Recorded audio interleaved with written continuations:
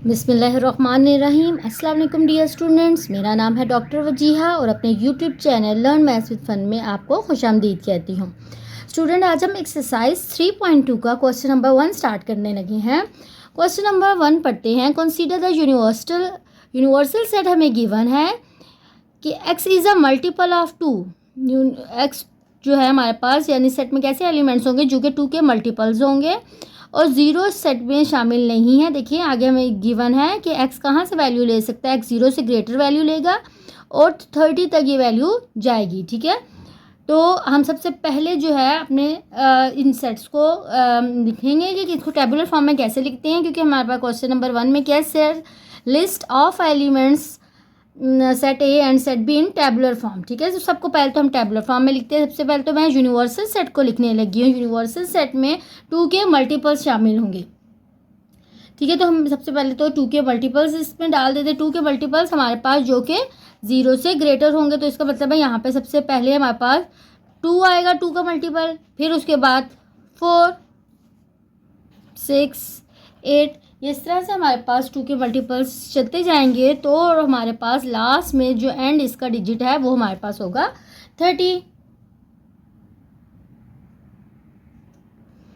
Then उसके बाद ए set को हम लिखते हैं अपने टेबुलर फॉर्म में। ए क्या सेट है हमारे पास, एक्स ए जो है उसमें हमारे पास 6 के मल्टीपल्स आएंगे। ठीक है, तो हम यहाँ पे 6 के मल्टीपल्स लिखना शुरू करते हैं। जो 6 के मल्टीपल्स क्या है, 6 को मल्टीपल लिखना शुरू करते हैं। 6 का टेबल पढ़ते हैं। 6 1 ज़ा 6, 6 2 ज़ा 12, फिर हमारे पास 6 3 ज़ा 18, 6 4 ज़ा 24, उसके बाद 6 5 ज़ा हमारे पास, जब हम 6 का टेबल पढ़ेंगे तो 6 5 ज़ा हमारे पास 30 आ जाता है।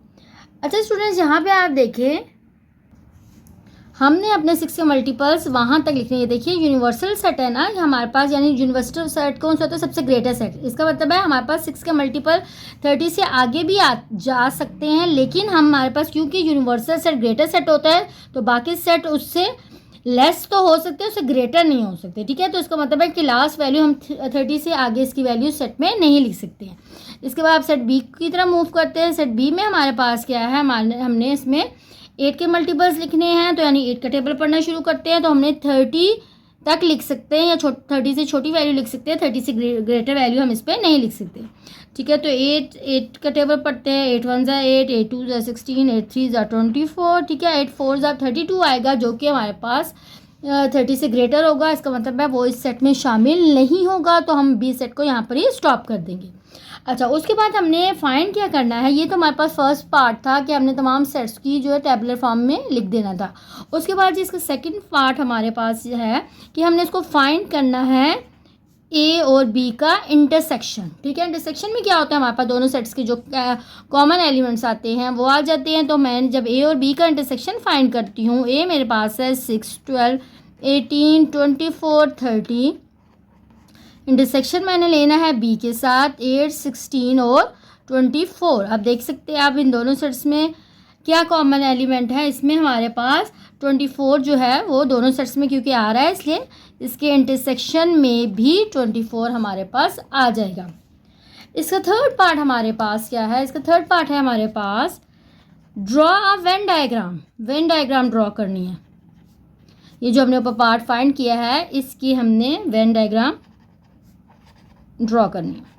ओके, वेन डायग्राम बेसिकली होती क्या है, वेन डायग्राम हमारे पास एक रेक्टेंगुलर फॉर्म होती है जिसके अंदर हम सेट्स को शो करते हैं। अब ये देखिए जब मैंने ये एक रेक्टेंगुलर फॉर्म में एक रेक्टेंगल ड्रॉ करने लगी हूँ,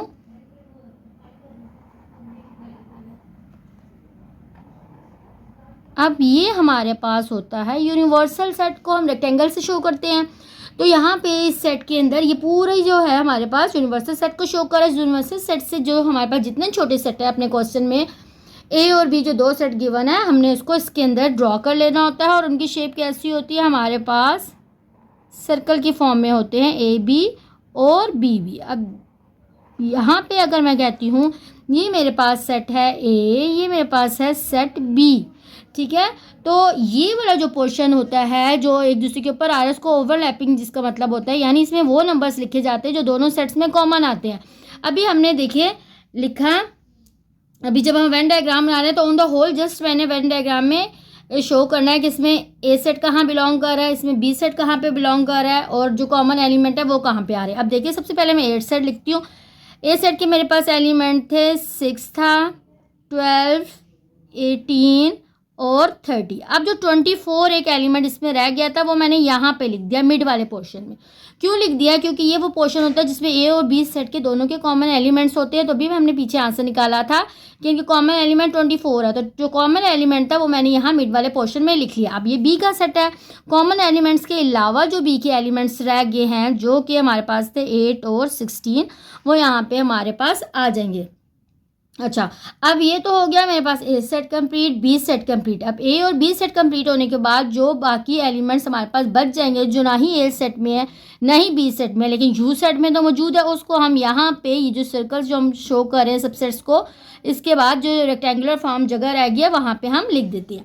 अच्छा, तो यू सेट के बाकी एलिमेंट्स क्या है ये देखिए, 2 हमारे पास यहाँ पे आ जाएगा, 4 यहाँ पे शामिल नहीं है, 4 यहाँ पे आ जाएगा, 6 यहाँ पे हम लिखा जा चुका है, उसके बाद 8 भी लिखा जा चुका है, उसके बाद 10 नहीं लिखा गया, 10 हम यहाँ पे कर देंगे, 12 लिखा जा चुका है, 14 हमारे पास नहीं लिखा गया, हम 14 लिख लेंगे, उसके बाद 16 लिखा जा चुका है, 18 हमारे पास लिखा जा चुका है, 20 हमारे पास नहीं लिखा, 20 भी यहाँ आ जाएगा, देन हमारे पास 22 आ जाएगा, 24 भी लिखा जा चुका है, देन 26, 28 और एंड डिजिट हमारे पास इसका क्या था 30 था। तो हमने यहाँ पे इसको 30 लिख दिया। सॉरी, हाँ 30 भी सॉरी लिखा जा चुका है, 30 क्योंकि ए सेट के अंदर था वो हम ऑलरेडी लिख चुके हैं। तो ये हमने सेट्स को वेन डायग्राम में के फॉर्म में शो कर दिया है।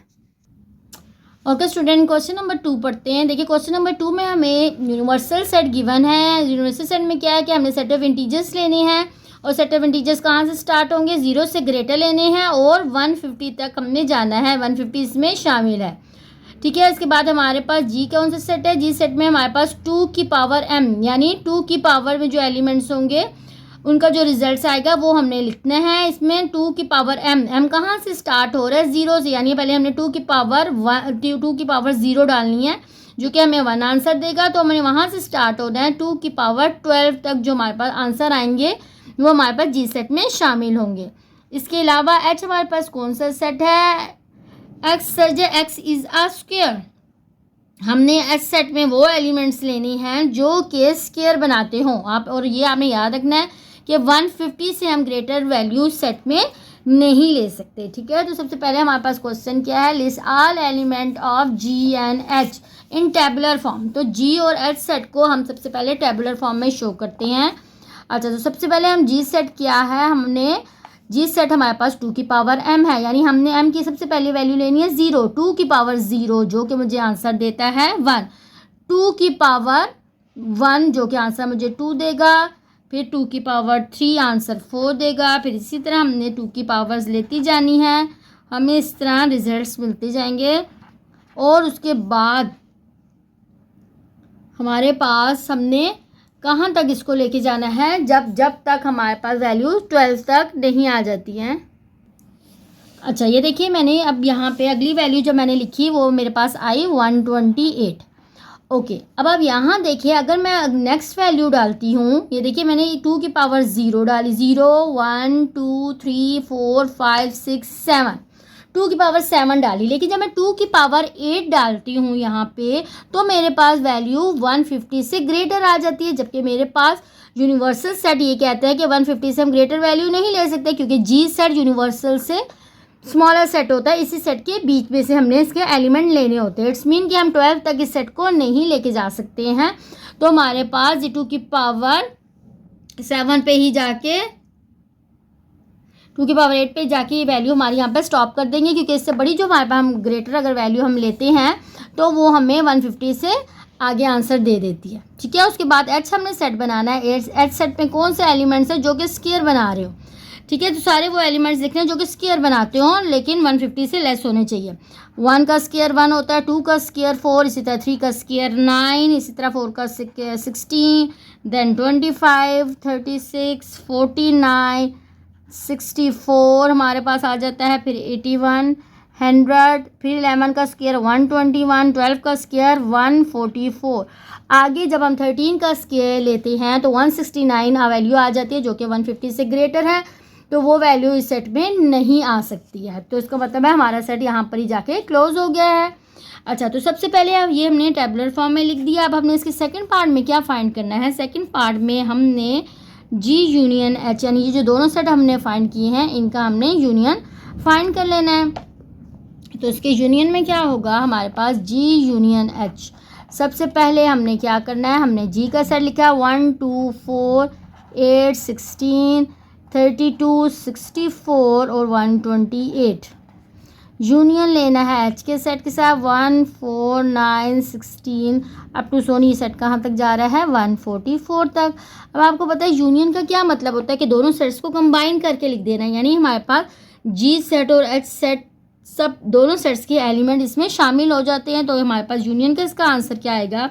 1 2 4 8 9 16 25, फिर देखिए 32 भी इसमें शामिल है, 32 36 49 64 81 100 121 144 जो लास्ट एलिमेंट था यहाँ पे जाके हमारा ये सेट क्लोज हो जाएगा जब हमने इन दोनों की यूनियन ली।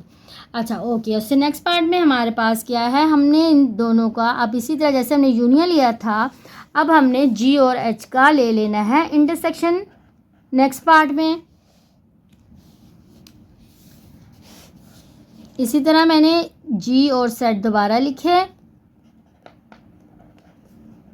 जी सेट हमारे पास 1 2 4 से लेकर आ रहा था 128 तक, और हमने एच सेट के साथ इसका इंटरसेक्शन लिया 1 4 9 16 अप टू सोन। तो इन दोनों में इंटरसेक्शन में क्या होता है? हमारे पास दोनों सेट्स के जो कॉमन एलिमेंट्स होते हैं वो इसमें लिख दिए जाते हैं। तो इन दोनों सेट्स में जो कॉमन एलिमेंट आ रहे हैं वो है 1 4 16 एंड 64।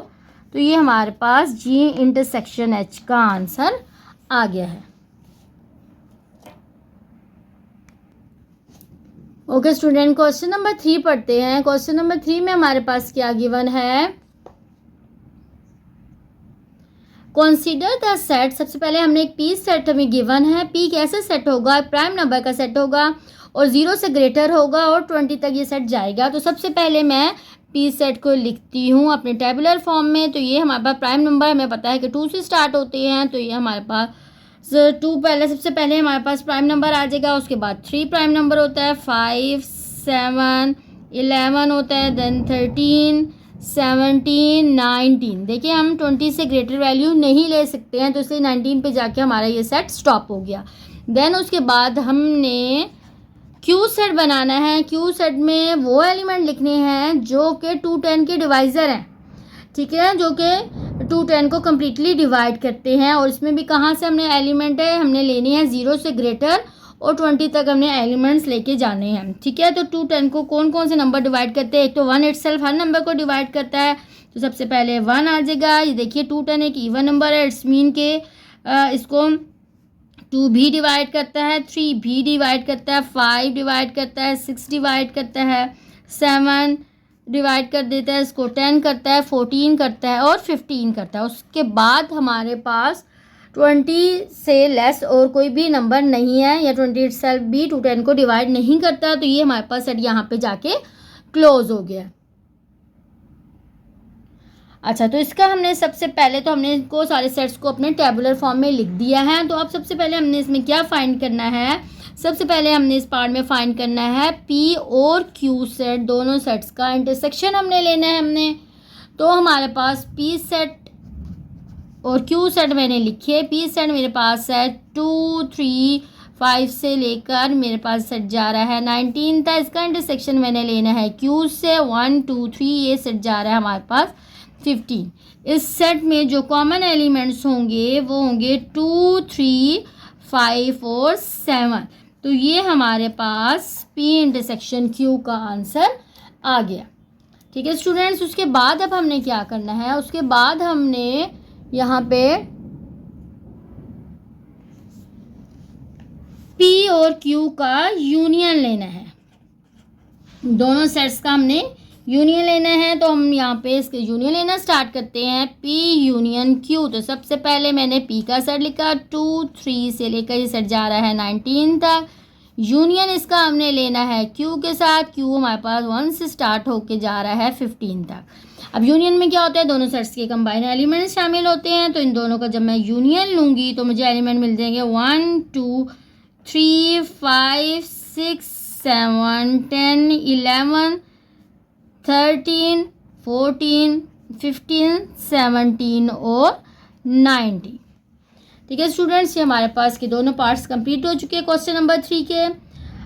स्टूडेंट्स नेक्स्ट वीडियो में इंशाल्लाह हम आगे के जो हमारे पास क्वेश्चंस हैं 3.2 के इंशाल्लाह उसको करेंगे। आज का मेरा आपको लेसन समझ आया हो तो मेरे चैनल को लाइक और सब्सक्राइब ज़रूर कीजिएगा। अल्लाह हाफिज़।